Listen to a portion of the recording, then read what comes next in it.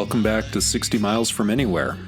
Today's story is about my road trip in the Wild Atlantic Way in Ireland. For my 47th birthday, I decided I wanted to be in a far-off land. Ireland was amazing. I've already told some stories about my trip, but this was the day that really won me over, even though I nearly died. If you like this episode, please check out my website, 60milesfromanywhere.com, where you will find more stories on my blog, as well as insights about creative writing. My fiction is available on Amazon.com, and if you find the link on my website, 60milesfromanywhere.com, you can click on it and find the book, which is called Song of the Cinder, and it's available in both trade paperback and ebook for Kindle. It makes a great gift for that lover of fantasy, alternate history, or horror in your life. Your donation to support this podcast and my website are always appreciated with my Buy Me a Coffee link. Be sure to leave a rating or a comment on the platform you are subscribed to as well. Ratings and comments help improve my rankings on platforms such as Spotify, Apple Podcasts, Audible, and many others. I'm also an affiliate with Origin USA, a company that makes boots, jeans, martial arts gear, and all sorts of other things that are 100% American-made. Click the link on my website and use code HARRIS10 for 10% off your purchase. I've been wearing my American Bison boots for nearly 2 years, and I never leave home without them. I put them through things that would chew up lesser boots, from climbing up the side of mountains to walking several miles a day in European cities. They work great on the trail, and if you polish them up, you can even wear them to a nice restaurant for dinner. Let's get started. Someone once told me the age you see yourself in your dreams is the age in which you were your happiest. Most of my dreams are like any other adults, when I can remember them anyway. Bills are due, there's drama with my kids, or I've misplaced something at work. Sometimes I get that dream where I'm late for class, or I haven't shown up for a college course the entire semester and I don't know how I'm going to pass. No matter that I haven't been at that job or college in years. Also in the dreams, I'm still in my early 20s, which is strange. I really don't look forward to my birthday most years. Usually it's an anticlimactic day, marked with back-to-school flu, locked in the middle of the week when nobody can spare the time to get together, and in spite of what my dreams would say, I'm no longer 20 years old. I find myself single, an empty nester without kids, and sometimes in search of any kind of meaning in life. I've written a book nobody's going to read, and I've been chipping away at my debts with a job that nobody understands.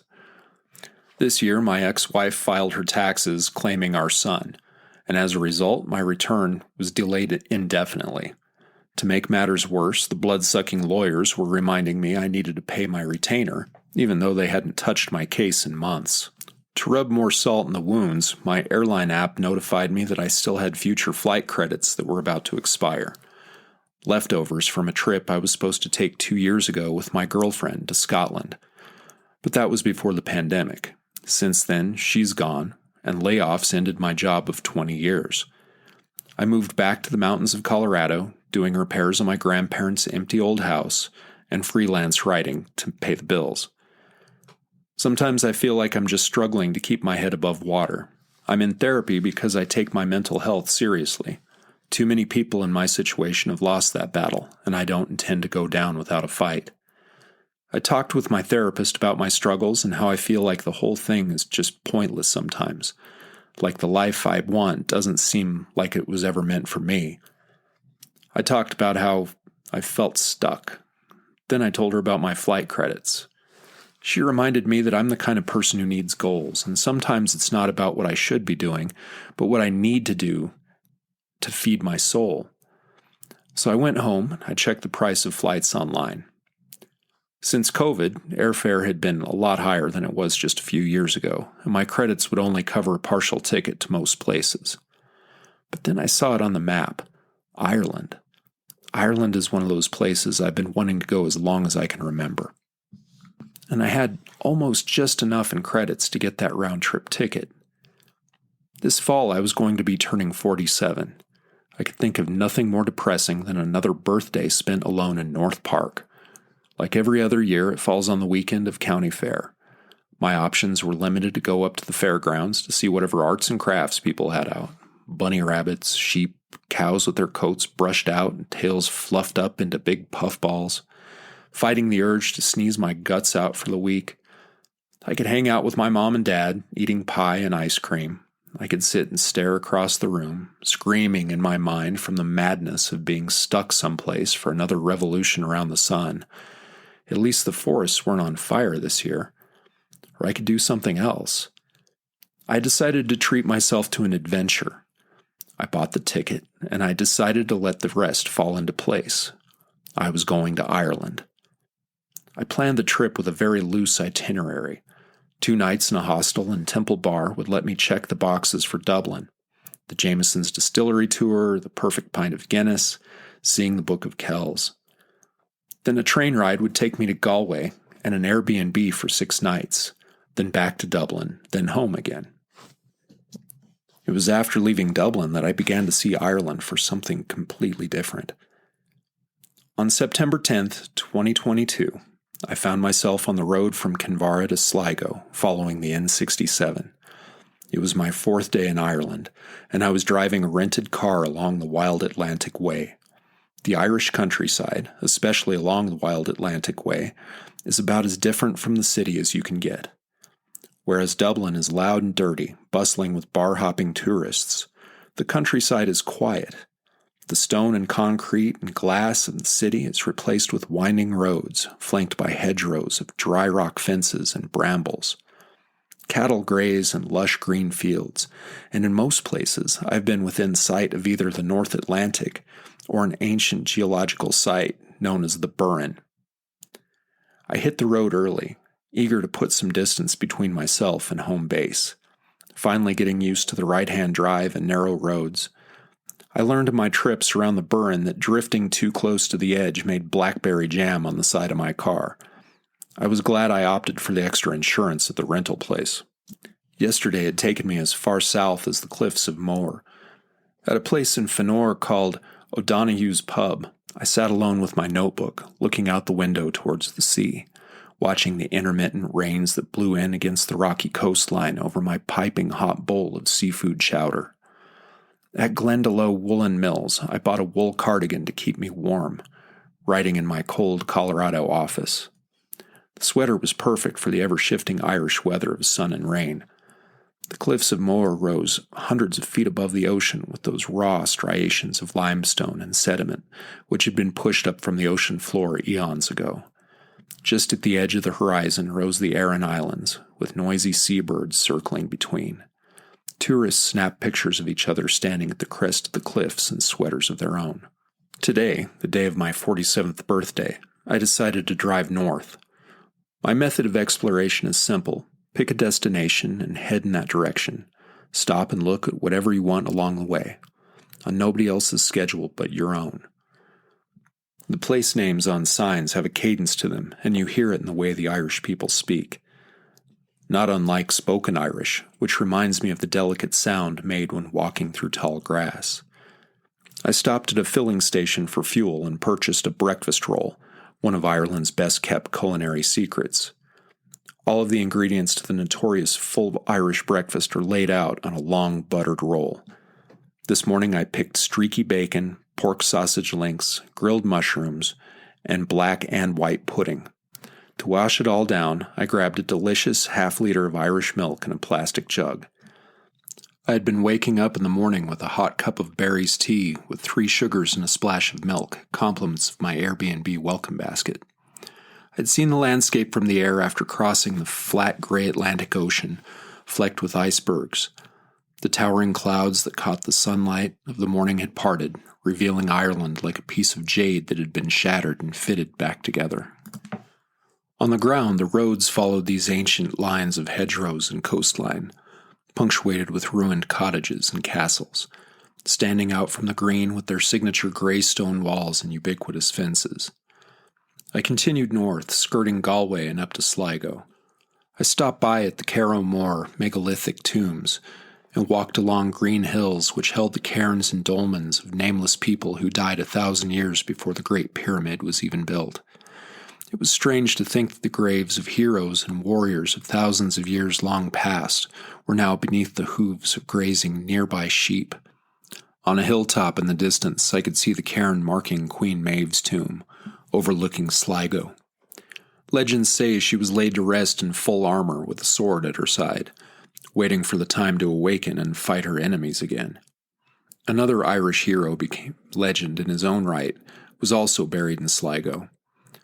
I stopped at St. Columba's Parish Church, Drumcliff, to visit the grave of poet William Butler Yeats, who found inspiration in these bluffs and hills.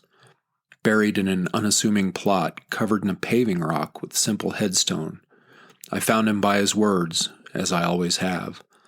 His epitaph reads, "Cast a cold eye, on life, on death, horsemen pass by." I visited with Tracy, one of the tour guides at the church. When I told her it was my birthday and I was giving myself an adventure, she suggested a place she had visited further north with her brother. He had come out a few years ago from London, and they'd spent the afternoon at this place. It's called the Silver Strand Beach at Mallinbeg in County Donegal. Also along the way, I would find the Slieve League Cliffs, which are almost 3 times higher than the cliffs of Moher. I continued on, now with a destination, following Tracy's directions into Donegal along the N15, the N56, and the R263, which she recited off the top of her head with complete clarity. I stopped at Ahoy Cafe in Killybegs for a late lunch of fish and chips, before continuing through winding coastal roads, then across open range sheep pastures, and onto a coastal village museum which marked the beach.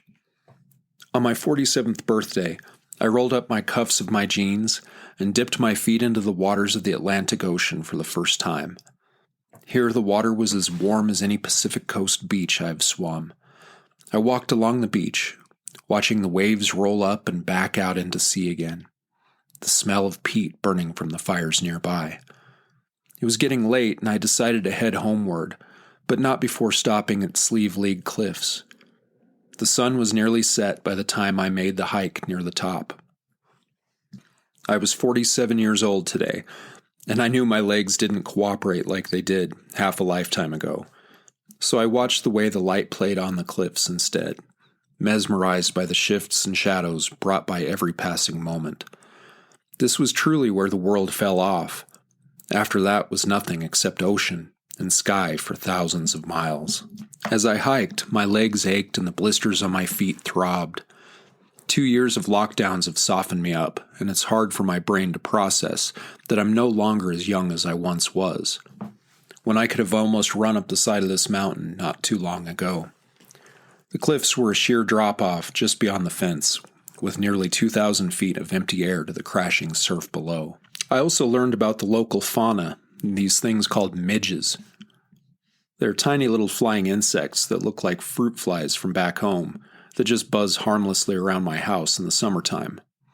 But here, along the Irish coast, they pack a wallop, almost as bad as mosquitoes on the pain scale. You'll feel a pinch and then notice some little black speck on your arm or the back of your hand. It's hardly anything you would notice until it bites you. My bug spray was 6,000 miles away. I stood at the edge of the world and thought about the accumulation of disappointing birthdays, the hard years, the mundane years, the ones where the occasion came and went as though it was just another day. Thought about the time that a toilet had broken on my birthday, and on that same day I got a flat tire, and any money that I had for a birthday present for myself went to replacing both of those. But today I looked out at the sea and I said, I'm on a road trip in Ireland. My rental car was littered with empty bottles of Club Rock Shandy, with real bits, and discarded bags of Tato sweet chili crisps. This is road trip food. Fuel receipts. Since I'm an American, and as the filling station attendant told me, he can always tell the Yank cards because they have to print out paper receipts. At that moment, I was smiling. Adventure is always the perfect gift, and unlike a gift or a meal, an experience will last forever. The sun was setting and I began the drive back. I estimated 4 hours on the road. I would be getting back around 11 or 12 at night. My middle-aged astigmatisms would turn the roadways into starry light shows of starbursts and rainbows. The reflectors in the middle of the road almost made it hypnotic. On a roundabout, I was listening to my navigation system tell me to take the second left, and glanced over just in time to notice the truck I had just cut off. I could see the face of the driver, illuminated by the streetlights, as though he couldn't believe his eyes. The face of that man would have been the last thing I ever saw. I downshifted and stomped the gas pedal, slingshotting to my exit, and narrowly escaping death. I would have been 47 and not a day older on the day that I died. Another half an hour, and I realized I was driving with one eye shut, as though I could let each side of my body get some sleep just to make it home. It's a hard habit to break, but then you realize when you're out on the road like this that schedules don't really mean a lot, not when you're traveling solo. When you're out on the road alone like this, you can just pull off and look at any kind of attraction or scenic view that you want to. So it's kind of good to remember that you can pull off and take a rest, especially if falling asleep at the wheel is going to get you killed. So I pulled off the motorway and drove down a country road and parked near a gate leading into a pasture. My seat wouldn't recline, but I dozed off in spite of being upright, listening to music, and I dreamt. When I woke, I didn't know where I was, but it all slowly came back. A friend had texted me, and I told her I had just woken up from a nap in my car on the side of the road. She was a little concerned that I was sleeping on the side of the road in a foreign country, but what else are you going to say to somebody that's thousands of miles away and not worry them? I had been asleep for over 2 hours, sitting bolt upright. Though I felt rested, my legs were stiff like they'd been encased in cement. It was 1 a.m. I started the car. I drove back out into the motorway. I pulled into the estate where my tiny Airbnb cottage waited with its dark windows. Not even the host's dogs, Francis and Mallow, were out this late to greet me. I went inside, shucked off my jeans that still had sand in the cuffs, and I sank into the bed where I slept until mid-morning. Most of the day was spent binge-watching Netflix and doing laundry. For lunch, though, I went to Moran's Oyster Cottage in Kilcogan, upon recommendation by my hosts. The little restaurant sits right next to the edge of the town on the docks. The rain was coming down, and I arrived an hour early, but one of the hostesses invited me inside. I had planned on just sitting in my car and writing, but I took her up on the offer instead. Irish restaurants are very different than American places, because it's not unheard of to sit at your table and do other things for a while. In America, there's such an urgency to get in, order, eat, and get the hell out. I opened up my writing notebook and started getting down some ideas of my travels so far. While I waited, I sipped on a hot mug of tea with sugar and more of that delicious Irish milk, warming myself from the inside out. An hour went by and they were ready to take my order. The place had started filling up, but there was no rush, I was told. I tried oysters for the first time, pulled in fresh from the bay. 3 gigas and 3 Galway flat oysters, served with Tabasco sauce, a vinaigrette, or squeeze of lemon if you wanted. Delicate and flavorful, they tasted like sweet seawater. I'm sure they ruined me for oysters anywhere else. In the days to follow, I visited more Neolithic tombs, castles, and a town built on a waterfall. I ate my way across the country, and like any adventure, I overcame challenges and discovered new things about myself along the way. For a while since then, my dreams have been vivid, not the worrisome dreams incited by stress, but the green hills and gray stone fences of a faraway land. In these dreams, I am the age I am now.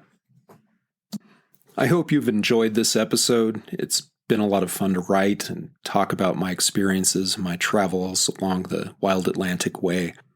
I really can't even begin to describe how beautiful the place was. Everything was just such a vibrant shade of green. The hedgerows, the narrow roads. Everybody talks about driving in Ireland is just so scary, but it really wasn't. You just have to pay attention the whole time. And one of the biggest challenges that I noticed that would really bother other American tourists is that most of the cars at the rental place had manual transmissions and not automatic transmissions.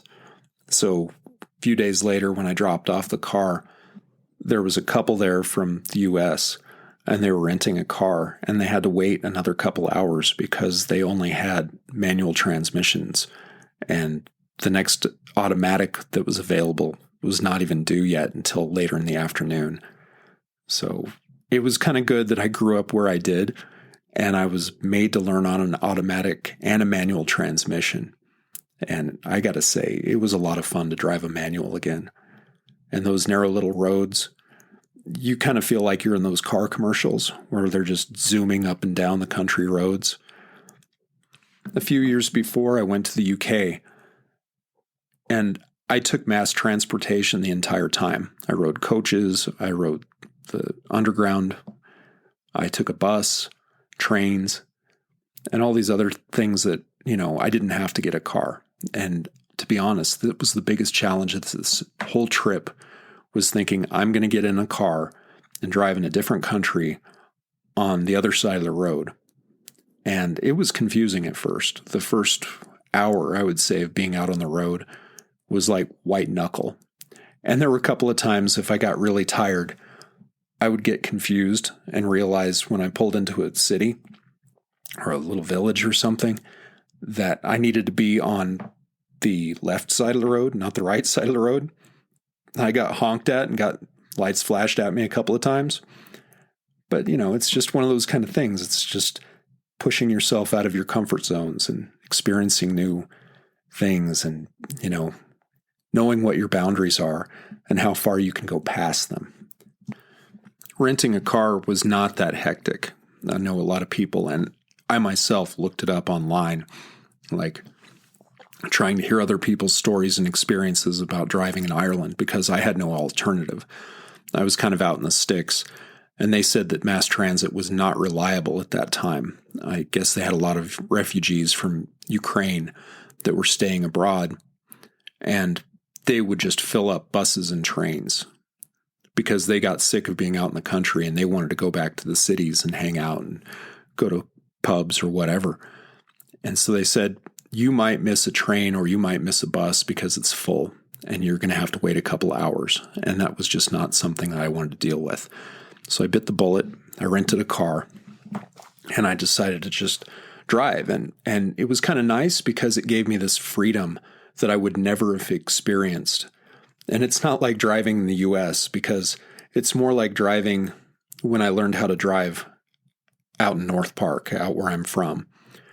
You could drive for a very long time and only come across a few other cars. Now, tour buses, they were really hectic. They take up almost the entire road. And there's not a lot of places that you can go when you've got a tour bus coming around the corner in your face. But there's just so much stuff in Ireland. Scenic interest points, historical landmarks, stuff that goes back thousands and thousands of years. Just all these kind of little places, and you can tell by the brown signs on the side of the road that, oh, this is a point of interest. And you can stop. If you stopped at every one of them, it would take you probably years just to go up the coast. But it was an experience that I couldn't have had without a car, without that kind of transportation. And I was actually warned, it's not exactly the most bicycle-friendly place. People do ride bikes, but they have to wear a lot of high-vis gear, so like bright yellow jackets, putting a flag on their bike, that kind of thing. There's just not a lot of room on the shoulder for bike traffic, and people get hit. It's kind of dangerous. One of the things that I did notice that I left out of the story was that there's a sign on the side of the road that looks like a camera. It's like an old-fashioned box camera. And when I was growing up, they had these signs on the side of the road, and it was all scenic overlook. And it was a mountain, and it was like, this is a place that you could pull off and look and get a scenic view, maybe take pictures or whatever. But in Ireland, those signs actually mean that was a place where they install police security cameras. So there have a lot of people that are speeding, and then they had a lot of problems with drunk driving, and they put these cameras all over the place. And the cameras aren't always at these locations, but it's where they're most likely to be. And so after I figured that out, I thought, oh my gosh, have I been speeding through these areas? Because I guess the fines for speeding are pretty stiff. And you can come back home and get a letter in the mail with a huge fine that you have to pay. I didn't get any letters. And I did notice that a lot of the time, because it's kilometers out there, that most of the time I was driving at the speed limit, if not lower. And it was also good to have a manual transmission because I could downshift and I could control my speed that way instead of having to ride the brakes constantly. I think if you had a car with an automatic transmission, you would probably burn through brakes several times a year. The roads are just that windy. There's a lot of places where you have to slow down quickly, a lot of places where you have to mind for animals. There were a few times that when I was headed towards the Sleeve League Cliffs, they had sheep. There were open range sheep. And if they hadn't spray painted those sheep with orange spray paint, I would have never seen them. They blend right into the scenery. So that was kind of challenging too. The whole experience was amazing. Just being out in the countryside, being along that coast, it really was so different than being in Dublin. I really didn't enjoy Dublin all that much. But out in the countryside, out on the coasts, the vibe is different. The people are friendly. And it's not like they're over-accommodatingly friendly. The sarcasm is like a second language to a lot of the Irish. It's just great. And they pull your leg. They take the piss out of you all the time. It's really a neat experience. And they're used to Americans. They understand that we kind of bumble around. We don't get out of our country very often. They're very forgiving. And all you have to do is reflect that kindness. And they'll usually welcome you with a smile. Now, the angry, grumpy, shitty American tourists, that's a whole other story. They really give us a bad rap. And one of the things that I did notice that really irritated the locals was talking about your ancestry and, oh, I'm Irish. And it's like they look at you and they say, no, you're not. You're an American. And there is that disconnect that is generational. I mean, even if your family came over, 50, 100 years ago, you're in a different country now. You're of a different culture. And it's very obvious. And they don't like their culture kind of being borrowed. It's kind of tacky in a way. Anyway, that's all I have to say about the subject. I might put out another Ireland story. It was a really great place to visit. I hope to go back again. If there's any place in the world that I could pick to live, I would have to say it would be the west coast of Ireland. Just a beautiful, amazing place, unlike any other thing that I've ever seen in my life. So thank you for listening, and be safe, and bye for now.